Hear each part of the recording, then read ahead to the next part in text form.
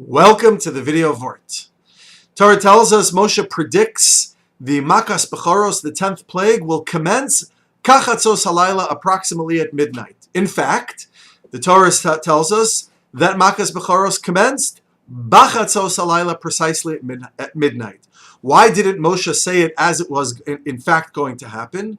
Says Rashi, famously quoting Chazal, that Moshe was concerned that lest the Egyptians come to a different calculation of midnight than his accurate calculation, than God's accurate calculation of midnight, he would be open to the charge of forgery and fakery and lying and fake news.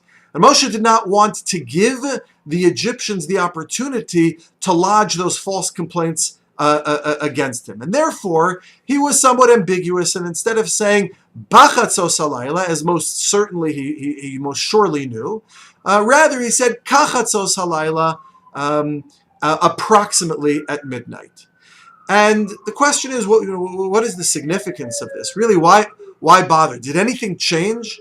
Did the plague change in its intensity?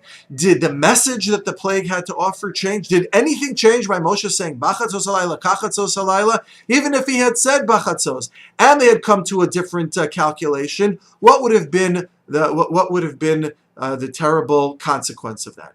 At the end of the day, Moshe Rabbeinu teaches us a valuable lesson. And that is that being authentic and being right is not necessarily the highest value. A higher value is perhaps to use wisdom and discretion in what we say and the words that we choose to communicate with. Because being right is not necessarily the highest goal. Being effective is a greater goal. Being right is not the highest goal. Being a good communicator and enabling the other party to hear what I have to say, that is a higher goal. Being right is not necessarily the highest goal, but creating a situation where individuals are not arguing with one another, where individuals are not in conflict with one another, that is a higher goal. Authenticity, being right, being true, is not necessarily the highest goal. There are higher goals than that.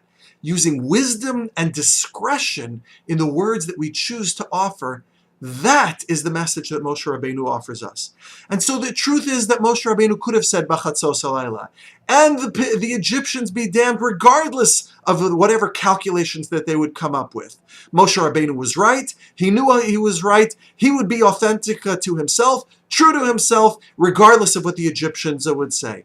But Moshe said no. Moshe said Kachatzos Halayla, because more important than being right is being effective, being a good communicator, and reducing the opportunity for conflict. Good Shabbos.